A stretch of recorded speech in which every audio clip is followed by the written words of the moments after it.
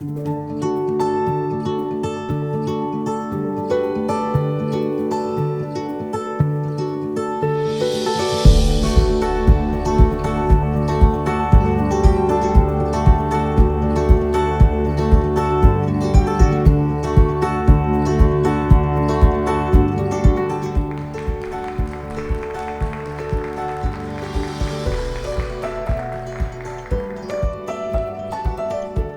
buenas noches tengan todos ustedes y muchas gracias por asistir a esta invitación para celebrar, primero, este espacio que es el Teatro Colón, segundo, para celebrar la obra de García Márquez y tercero, para celebrar la relación que durante mucho tiempo ha sostenido uno de los más grandes directores de Colombia con esta firma, con este nombre que hace parte no solamente del canon de la literatura en nuestro país, sino también de la cultura popular de cada uno de nosotros. Un saludo, mi querido Jorge Alí, ¿cómo estás? Gracias, Andrés.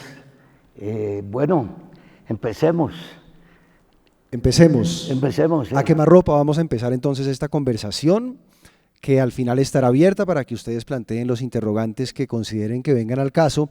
Pero lo primero que quisiera rememorar de la mano tuya, Jorge Alí, es tu relación de vieja data con este espacio donde nos encontramos, el Teatro Colón, porque hoy estamos aquí muchos años después, frente al pelotón de fusilamiento, pero muchos años atrás tú hacías parte de un grupo de niños actores y aquí debutas de alguna forma. ¿Cómo fue eso? Sí, esto es historia lejana.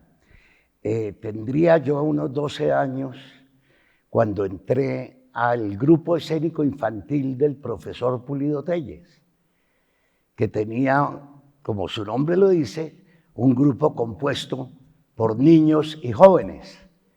Yo conocí al grupo porque tenía un programa de radioteatro en la Radio Nacional.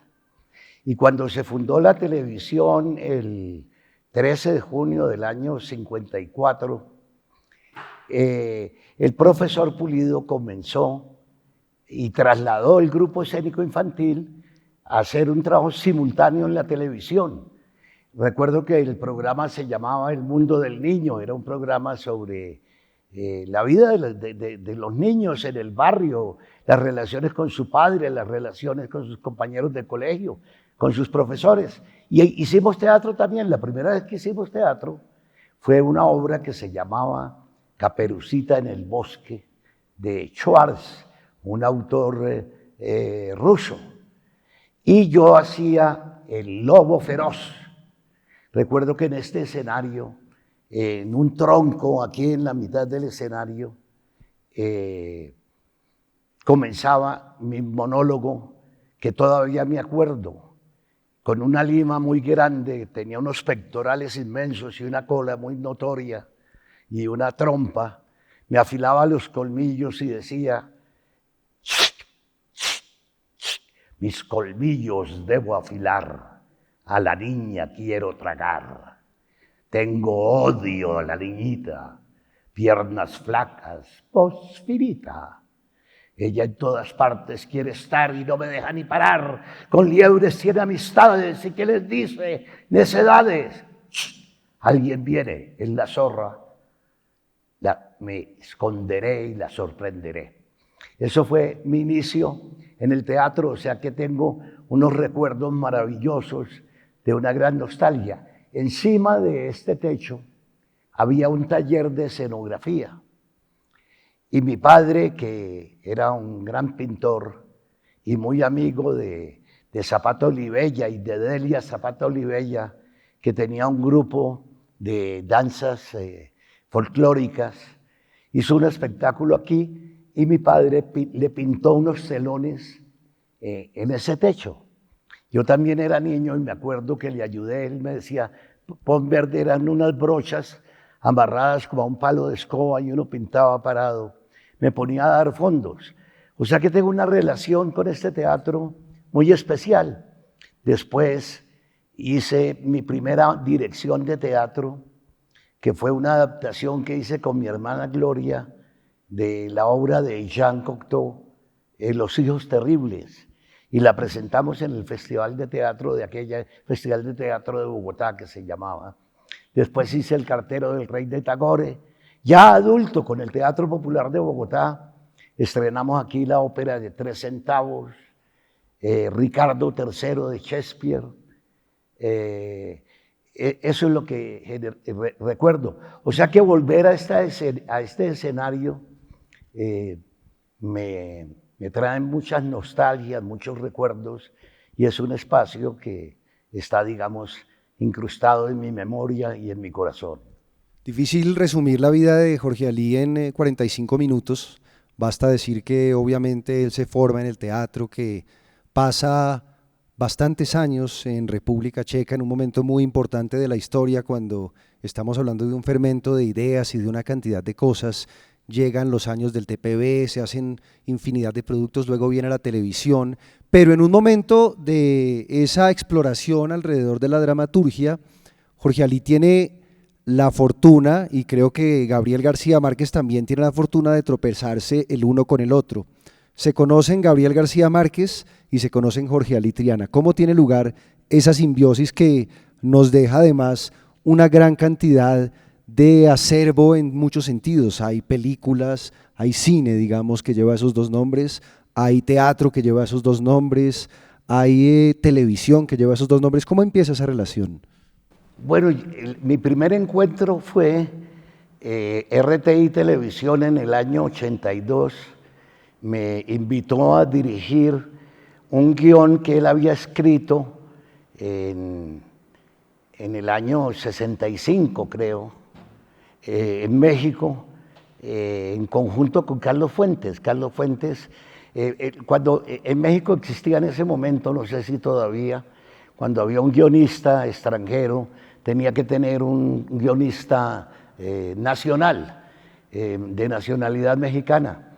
Y Gabo escribe este guión de Tiempo de Morir, y Carlos Fuentes colabora en los diálogos, la mexicanización de los diálogos, para que los diálogos, que era muy difícil porque Gabo escribe, como dice Rodrigo, su hijo, escriben como si los personajes fueran dioses.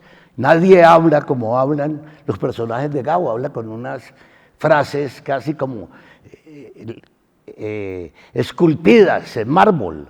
Son frases contundentes, sintéticas, maravillosas, que le van muy bien al teatro. Quizás esto en el cine no sea tan usual. A mí me encanta. Yo hice 2 películas con guiones originales de García Márquez. Una es Tiempo de Morir y la otra es Edipo Alcalde, un proyecto que él tenía desde muy joven, desde que estudiaba, más o menos cuando escribió El Coronel. Él estudió en Cinecittà, en Roma, quería ser cineasta y tenía la idea de agarrar la tragedia de Sófocles, el Edipo Rey, y ubicarlo en Colombia en la época de la violencia. Y años después, en los 90, retoma la idea y a mí me llama como en el año 92 y me dice que quiere que yo dirija esa película, que es Edipo Alcalde, que es un alcalde que trata de hacer un pacto de paz en Colombia y se entra en el laberinto de la violencia y en el embudo, ¿no?, que lo lleva a ser esposo de su madre y padre y hermano de sus hijos, ¿no? Y esa es la segunda oportunidad que tengo para trabajar con un guión de él. En el teatro había hecho una adaptación en conjunto con Carlos José Reyes de la triste historia de la Cándida Heréndira y su abuela desalmada, y también Crónica de una muerte anunciada, montajes que hice en Nueva York, que hice en Lima, que hice en Washington y en Bogotá. De tal manera que esa pasión por su obra y sobre todo esa necesidad, diría yo, de intentar traducir el lenguaje narrativo al lenguaje dramático, porque no se trata de hacer una ilustración de la novela sobre el escenario. La novela no necesita que le agreguen ni le quiten nada. Son obras maravillosas, maestras.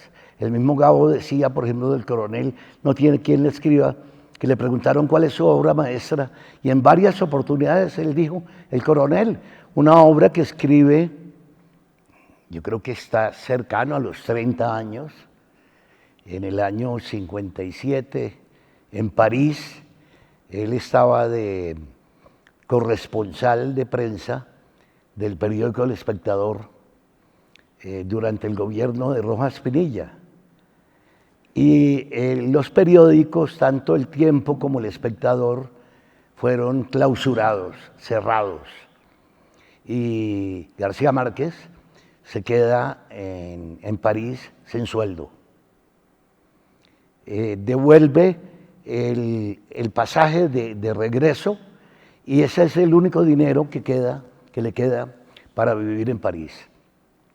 Tiene una situación bastante precaria económica, inclusive de situación de física hambre, y se dedica a escribir en una guardilla. El Coronel no tiene quien le escriba, que dura varios años ofreciéndola a diferentes editoriales en donde no se la publican. Creo que la primera publicación que hacen, si no me equivoco, es en la revista Mito, la revista que recogía la vanguardia de la literatura colombiana en esa década de los 50 y principios de los 60, que dirigía el poeta Cotelamos. Eduardo Cotelamos. ¿No? Sí. Pero no sé, me perdí. ¿Para dónde iba? Estábamos hablando de la importancia de El Coronel y de cómo García Márquez la concibió como una proyección de la vida que tenía en París en ese momento y el sufrimiento que tenía y en lo que se convirtió, ¿no? Sí, porque hay un personaje en la vida de él que es fundamental, que es su abuelo, el coronel Nicolás Márquez. En varias oportunidades le oí decir que, y lo dice en algún reportaje, que después de los 8 años no le pasó nada interesante. Lógicamente es una metáfora, pero su abuelo y su abuela, él vivió su infancia con ellos en Aracataca, que su abuelo había tenido un problema en Barrancas, en La Guajira, y tuvo un duelo y mató a una persona, y todos conocemos cómo es la ley guajira, que los muertos cobran. El abuelo tuvo que desplazarse a Aracataca, donde pasó toda su infancia Gabo. Y Tiempo de Morir, que era lo que quería conectar, Tiempo de Morir es la historia de eso, de un hombre que sale de la cárcel porque mató a otra persona y los hijos del muerto están esperándolo para vengarse. Y el coronel, su abuelo Nicolás Márquez, fue coronel de la Guerra de los 1000 días, y en el acuerdo de Neerlandia, que se firmó, Neerlandia era una hacienda cerca de Aracataca, se firmó la rendición del Partido Liberal y un acuerdo de paz, como los tantos que se han intentado en este país, frustrado por supuesto, y uno de los puntos del acuerdo era que los oficiales del ejército revolucionario tendrían una pensión, tendrían una recompensación por una guerra que había durado 1000 días, una guerra sangrienta que dejó al país en la ruina. Y por supuesto, este coronel va todos los viernes a las oficinas de correo a esperar que le comuniquen que su pensión ha sido adjudicada. Él cuenta en alguna oportunidad que quería hacer una comedia, porque le parecía muy cómico esa ida al correo del abuelo durante 15 o 20 o 30 años, todos los viernes a esperar a ver si le había llegado la pensión. pero que cuando vivió esa situación de hambre en París, dijo, no, el hambre no es una comedia, es verdaderamente trágico. Y esa experiencia personal se la pone al personaje. Lo mismo trato de imaginarme yo. Él tuvo una relación con una actriz catalana con quien vivía en ese entonces en París, que tuvo un embarazo y un aborto, y de allí me imagino yo también que el cuento del rastro de sangre en la nieve, ¿no? Está inspirado un poco en eso, en el viaje al revés, porque ella cuando pierde a su hijo sale de París hacia Barcelona o hacia Madrid, se regresa y termina la relación. Así que esos dos elementos, la del coronel y la de su hijo muerto, todo está en El coronel no tiene quien le escriba. No de una manera autobiográfica, ni mucho menos, pero sí de una manera muy sentida. Yo creo que es la pérdida del hijo, ¿no? La espera de la carta, etcétera, están presentes permanentemente en la obra del coronel no tiene quien la escriba. Si uno mira desde lo literario, el reto que presupone el hecho de llevar al teatro una obra como El coronel no tiene quien le escriba, hay que pensar sin duda primero y esto lo oí yo de alguien que tuvo ocasión de trabajar con el maestro Jorge Alitriana en algún montaje, no sé si de teatro o de cine, pero alguien que trabajó con él estaba leyendo un guión que eran textos de García Márquez, por supuesto, y le preguntó a Jorge Alí, como le pregunta a uno a cualquier director, un actor a cualquier director, le dijo, Jorge Alí, ¿será que puedo cambiar esta línea que está acá? Y Jorge Alí le contesta, yo creo que lo que debe contestar un director y es, pues si crees que escribes mejor que García Márquez, con mucho gusto cambia la línea, ¿no? Entonces, pensar un tanto en el hecho de tener una obra en su más pura factura, una obra además maestra que, como decíamos, está inscrita con lujo de detalles en el canon de la historia, y convertirla al teatro implica cosas. Implica, por un lado, y es algo que hace muy bien la obra, mantener un respeto muy claro por los textos. O sea, los textos están absolutamente vírgenes, no están alterados para nada, pero sí ocurren algunas licencias ya en otros entornos, digamos, estamos hablando de la forma como se escenifica, por ejemplo, de la escenografía del arte, de algunos personajes que se fusionan, que se encuentran, y hablemos de ese ejercicio de editar una obra, de potenciar unos personajes, de decapitar otros y demás, para adentrarnos un tanto en otros aspectos como son la escogencia de cada uno de los actores que hicieron posible esto, pero hablemos concretamente de ese ejercicio de ir adaptando en lo que trabajamos, además de la mano con Verónica Triana, ¿no? Bueno, en primer lugar, tendría que decir que el teatro y el cine, las artes escénicas, es un trabajo de síntesis. Voy a tratar de explicarme. La narrativa está ahí está el libro. Cada lector, de alguna manera, crea los universos, crea los mundos, se imagina los personajes, se imagina las atmósferas, la arquitectura, el clima, siente lo que sienten los personajes. El teatro es un arte de síntesis, intervienen una cantidad de lenguajes que son autónomos. La actuación es un lenguaje.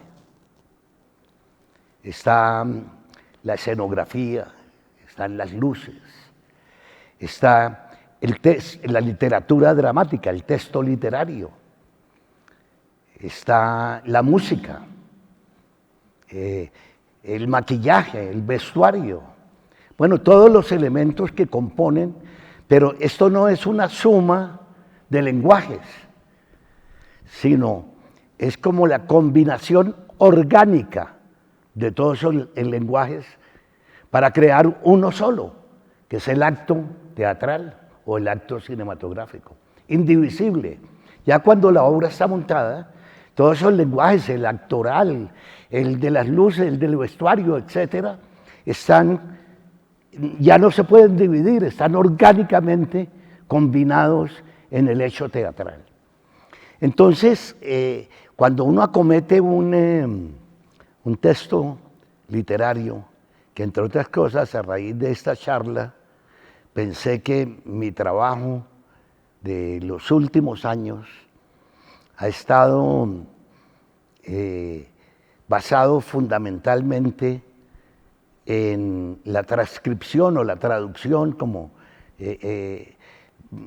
considero que es más apropiado decirlo, de la literatura colombiana y latinoamericana, tanto al teatro como a la televisión y al cine. Como ejemplo, no solamente la obra de García Márquez la llevé a escena, por ejemplo, de Vargas Llosa hice La fiesta del chivo y Pantaleón las visitadoras, de Sánchez Baute hice Al diablo la maldita primavera, de Jorge Amado, Doña Flor y sus dos maridos, en el teatro, en la televisión, Caballero Calderón, El Cristo de espaldas, Los pecados de Inés de Hinojosa, de Próspero Morales Pradilla, Castigo Divino, de Sergio Ramírez. Bueno, cosas que me acuerdo, pero ¿por qué eso? Porque yo siento que la dramaturgia nuestra, con maravillosas excepciones, por supuesto, como todo en la vida, es la parte más débil del teatro colombiano en particular y en general del teatro latinoamericano.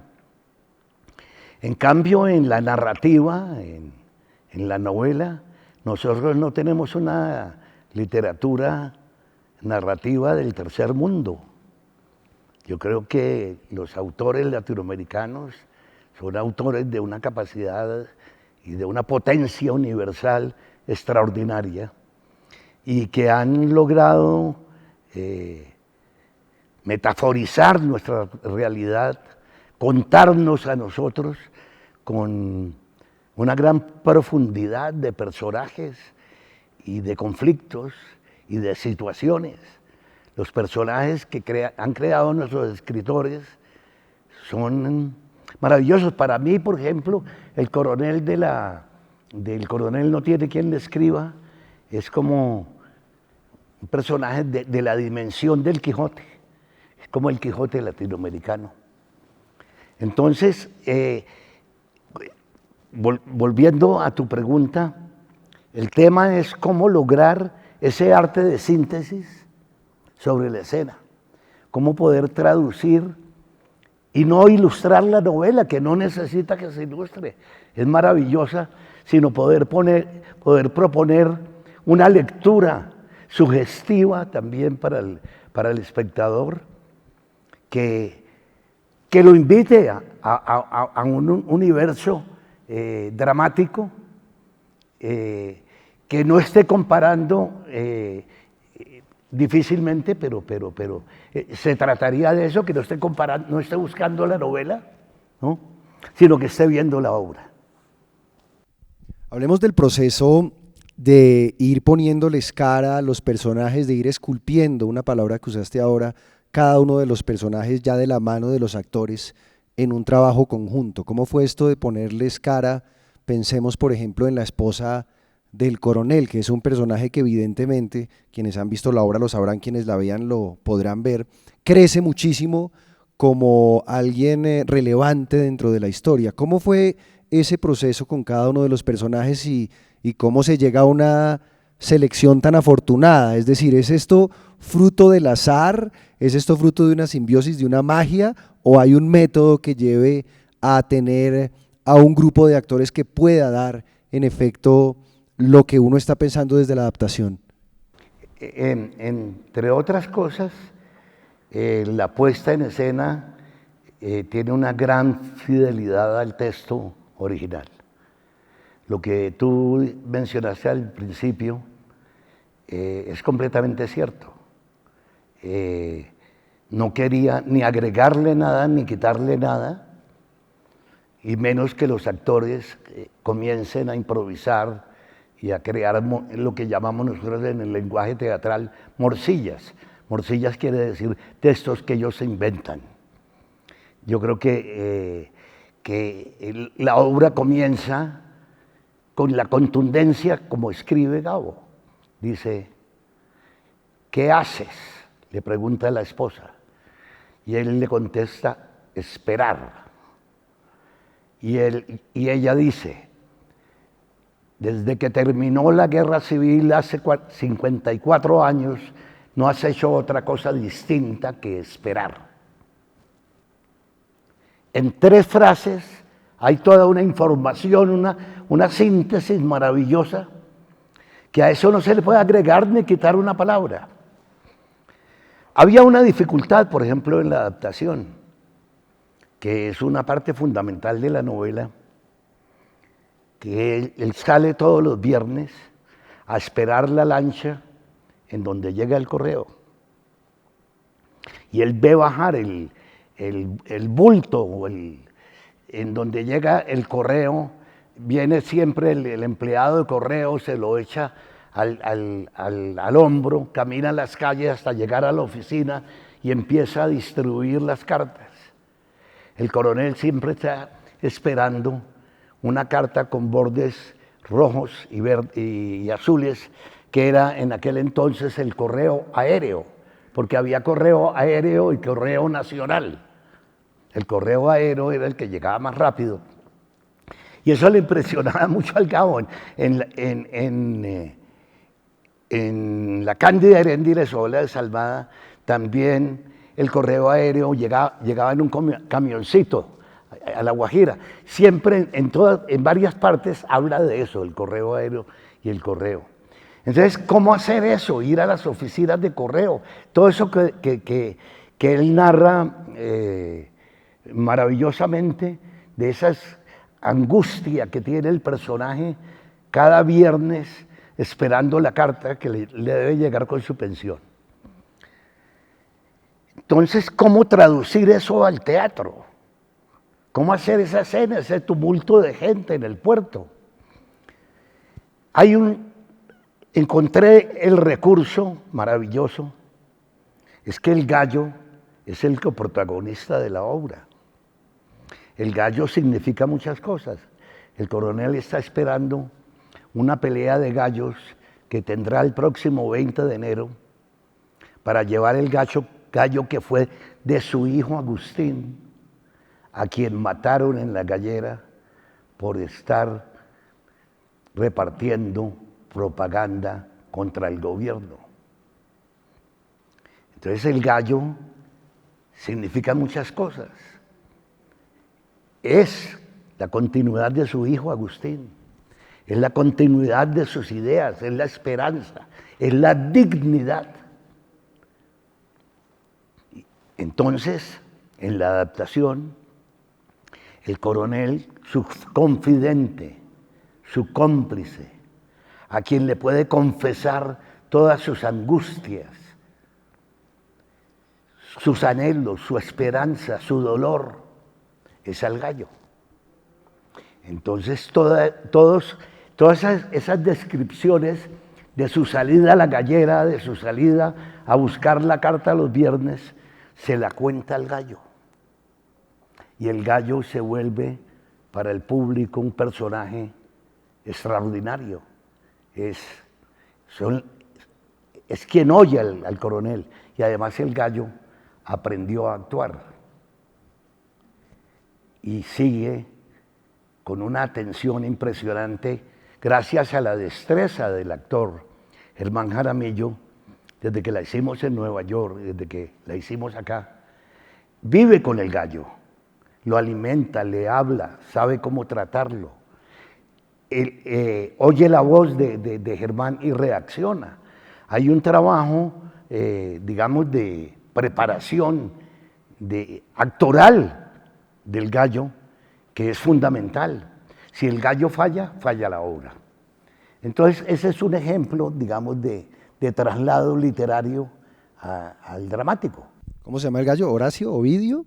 ¿Es el nombre del gallo? El gallo se llama Ovidio. Ovidio. Tiene buen nombre, ¿no? Metamorfosis.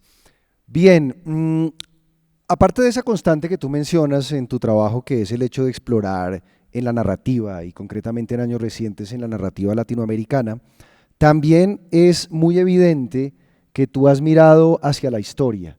Y creo que, sin ser obviamente una obra de carácter histórico, sí hay mucha historicidad en El Coronel no tiene quien le escriba.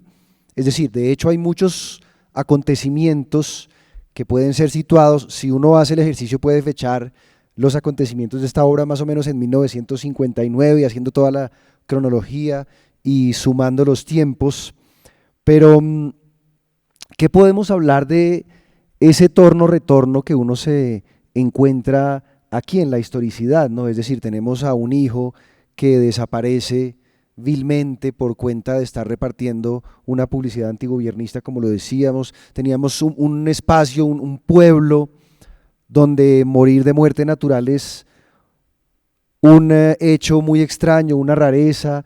Tenemos a un país en un contexto de dictadura también, tenemos a un país censor, tenemos a un país clerical.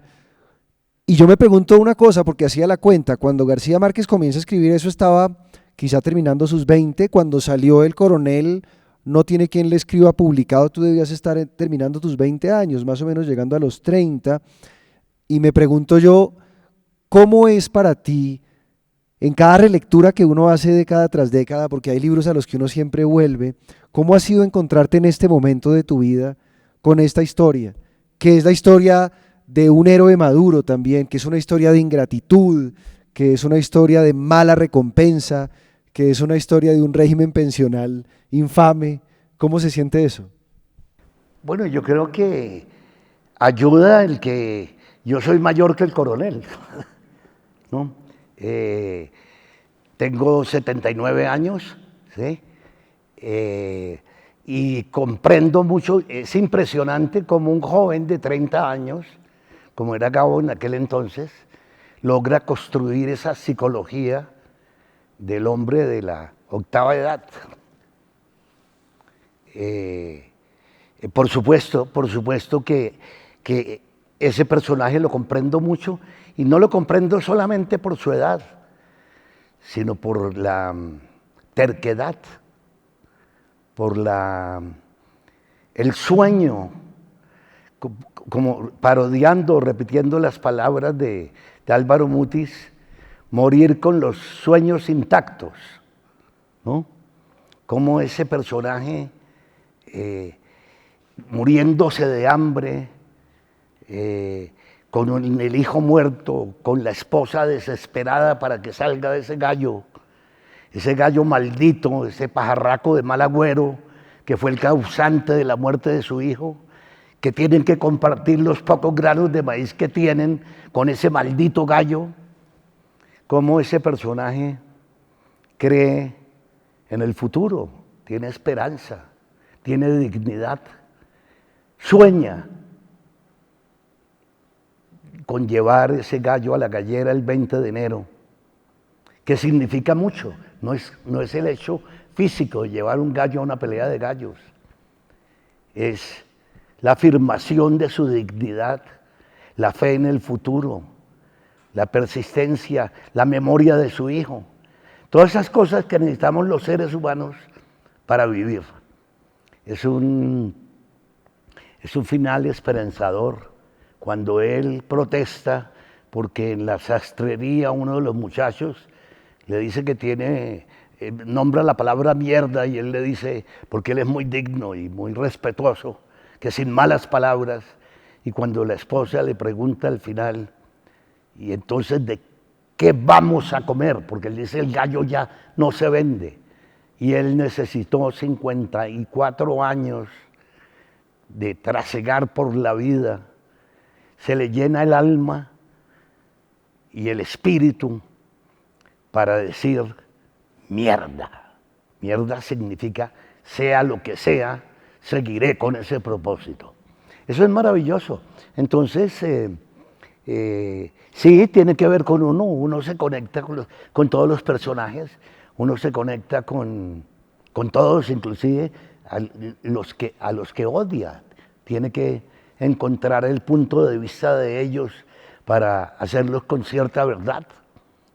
Y por supuesto que el coronel me resultó en este proceso un personaje entrañable. Esto puede ser una obviedad, pero ¿se parece la concepción que tenías en un principio al trabajar en la adaptación de cada personaje y de toda esta historia a lo que estamos viendo hoy? ¿O en el camino ha habido una transformación o has descubierto tú algo que en principio no veías a estas alturas, digamos, de tu vida profesional? Es impresionante, impresionante ver esos caminos sin salida de este país. Cuando Gao ubica la obra en la época de la violencia, estamos hablando, él escribe esto en el año 57, si mal no recuerdo, 56, 57 la termina. Acabamos de salir de la época de la violencia, el asesinato de Gaitán, esos 300.000 muertos de esa guerra fratricida entre liberales y conservadores, ese desplazamiento terrible de campesinos que hubo hacia los cascos urbanos,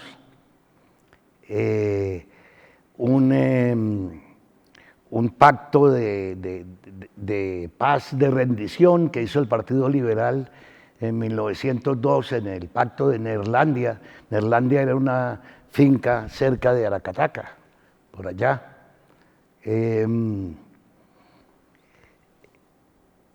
Y el incumplimiento de ese pacto, él dice, como tú lo acabas de mencionar, el coronel, cuando oyen unas campanadas convocando a un funeral, dice, este es el primer muerto de muerte natural que tenemos en muchos años. Y uno oye todos esos textos, ¿no? Y le parece que está oyendo a la Colombia de hoy, que nos repetimos y nos repetimos y nos repetimos y no encontramos la solución para salir de este mundo de hoy en Colombia hay más de 5 millones de desplazados, no sé cuántos muertos ha producido esta guerra, cuántos intentos de paz fracasados. Entonces la obra resulta como premonitoria. Usted ve la obra y creen que estamos hablando de hoy, pero no, estamos hablando del texto que escribió García Márquez en el año 58. Como has trabajado tanto la obra de García Márquez y has abordado tantas obras distintas de García Márquez, quisiera preguntarte si entre todas esas hay alguna que te haya parecido particularmente compleja de abordar. No necesariamente el coronel, no tiene que ser el coronel, aunque es lo que nos invoca hoy, pero ¿cuál ha sido como no solamente además de las adaptaciones literarias, sino también de otros trabajos que se hicieron de la mano de Bueno, él? fíjate, para dar el ejemplo como de la traducción del lenguaje, cuando adaptamos con Fabio Rubiano Crónica de una muerte anunciada, pues era muy complicado porque es una obra de acciones simultáneas, paralelas, que están sucediendo simultáneamente en diferentes espacios. Pero entonces, cuando capté una idea, que aquí todo el mundo todo el mundo sabe que van a matar a Santiago Nazar. El único que no lo sabe es él. Partí de esa idea. Y eso pasa como en las corridas de toros. El toro sale, todos estamos esperando de alguna manera hasta la muerte del toro. Unos se horrorizarán, otros serán indiferentes, otros participarán, otros desearán la muerte rápida. Hay diferentes relaciones con el conflicto central. Y allí me surge la idea, precisamente, de hacer una plaza de toros. Una plaza de toros, sale el paseillo, salen todos los personajes, presididos por el sacerdote con un gran Cristo, porque la religión y la virginidad y todo esto, la cultura, tiene una gran importancia. Salen los hermanos Vicario con unos cuchillos, como salen los toreros con sus capotes, y de pronto se meten en los burladeros, porque la escenografía es una plaza de toros, se meten en los burladeros y sale Santiago Nazar desnudo, corriendo como el toro, tratando de buscar salida y no la encuentra por ninguno de los burladeros. Entonces, la dificultad consiste en eso, como encontrar cómo descifrar una situación visual, dramática, espacial y de tiempo y de espacio para poder traducir el relato literario al relato dramático. Y se le suman cosas también, ¿no? Se le suma, por ejemplo, una música. En El coronel no tiene quien le escriba, se habla reiterativamente de un vallenato que supuestamente le escribiría Escalona al coronel si conociera su situación de miseria. Aquí también hay muchas decisiones que tomar con respecto al sonido, por ejemplo, entre otras cosas. ¿Cómo se decide encontrarle una atmósfera sonora a todo este tema? ¿Cómo se empieza a hallar ese lenguaje y ese punto exacto en el que se debe contar una historia como esta? Bueno, evidentemente el vallenato para Gabo era fundamental, era un gran cantante de vallenatos. Cantaba en alguna época de su vida en París, precisamente, en la época que está escribiendo El coronel, consiguió en un bar,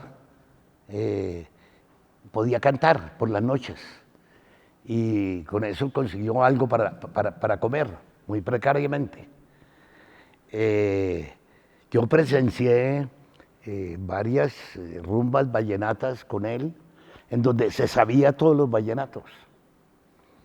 En Tiempo de morir, que es una historia que termina la película tan tristemente, porque matan al héroe. Juan Sayago, ¿no? Juan Sayago, sí. Yo sentí que la obra debía terminar con un vallenato. Y es un vallenato de Juan Sayago, precisamente. Sí, mataron a Juan Sayago. Mataron a Juan Sayago allá en La Corraleja, ¿no? Pero yo sentí que era demasiado dramática, demasiado pesimista, ¿no? Y que había que volverlo como un vallenato. Y por supuesto, puse un vallenato que compuso Nafer Durán, y la letra es de Daniel Samper. Aquí en El coronel hay una frase de la esposa, de él, cuando lo manda que venda el reloj, ese reloj, para que consigan algo de comer. Y él dice que si lo ven en la calle con semejante aparato, le van a sacar una canción de Rafael Escalona. Por supuesto que la música tiene, la obra tiene dos niveles de música. Una, la música incidental, que la compuso un compositor japonés colombiano, que la historia es muy linda. Fue un grupo de japoneses que llegó al Valle del Cauca a principios del siglo XX, creo, o a finales del siglo XIX. A principios del siglo XX. Del siglo XX, ¿no? Sí. Un japonés leyó La María de Jorge Isaac y quedó conmovido con los paisajes del Valle del Cauca y decidió venirse a conocer. Este era el abuelo de Taraca, de Jimmy, y él quedó fascinado. Se vinieron a sembrar arroz, creo, y soya, y se trajo un grupo de japoneses del Valle del Cauca. Jimmy Tanaka es el compositor de la música incidental. Es un músico que vivía hace muchos años en Montreal, en Canadá. Y por supuesto la música tiene en algunas partes una inspiración en el vallenato. Y también hemos agregado en este montaje la presencia del acordeón en vivo. a manera de música incidental, a manera de un par de coplas que se cantan en la obra. Por supuesto que la música es fundamental en el espectáculo, marca todas las transiciones de escena a escena, va acompañando como el arco del personaje del coronel, porque el coronel tiene hasta inclusive llega un momento en que decide vender el gallo al ver a su esposa sufriendo de esa manera. Ella es asmática y está al borde de la muerte y decide en algún momento vender el gallo para después decidir todo lo contrario.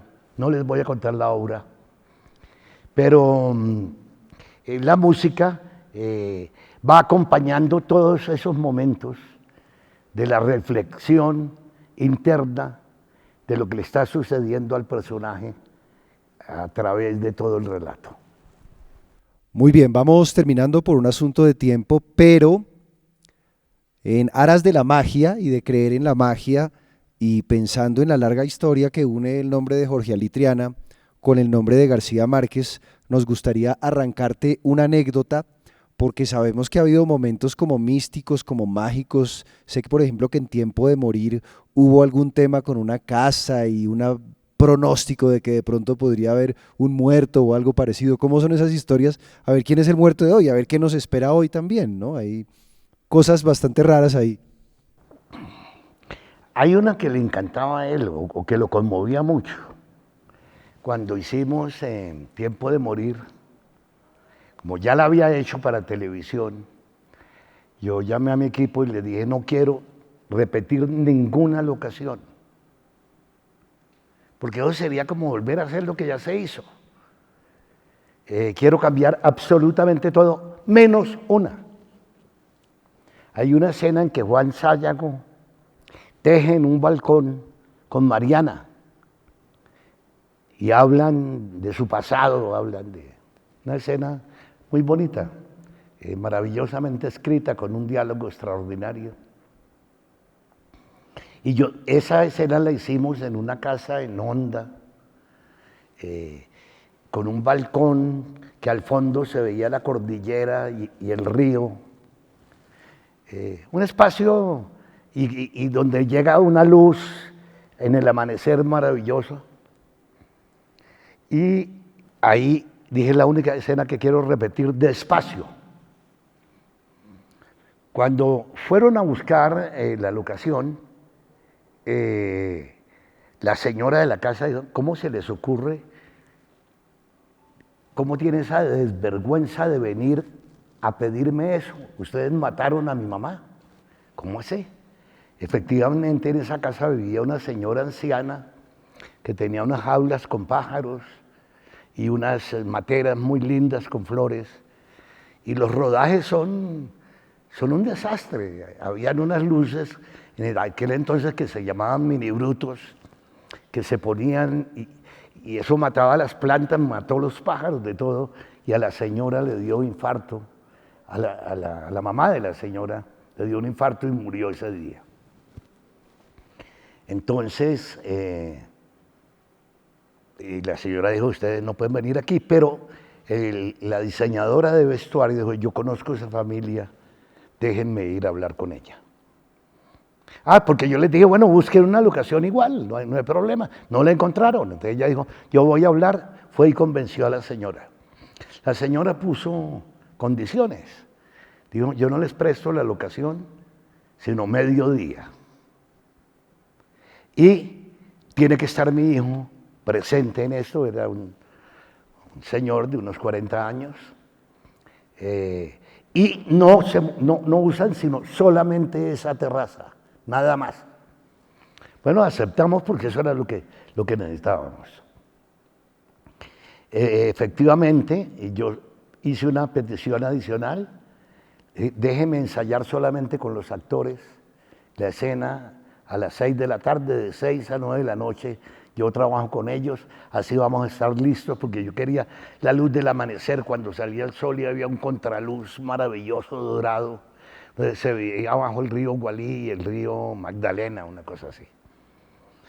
Llegamos y efectivamente la escena es una escena de 3 minutos 50 segundos. La planifiqué para hacer un plano secuencia sobre un traveling, ¿no?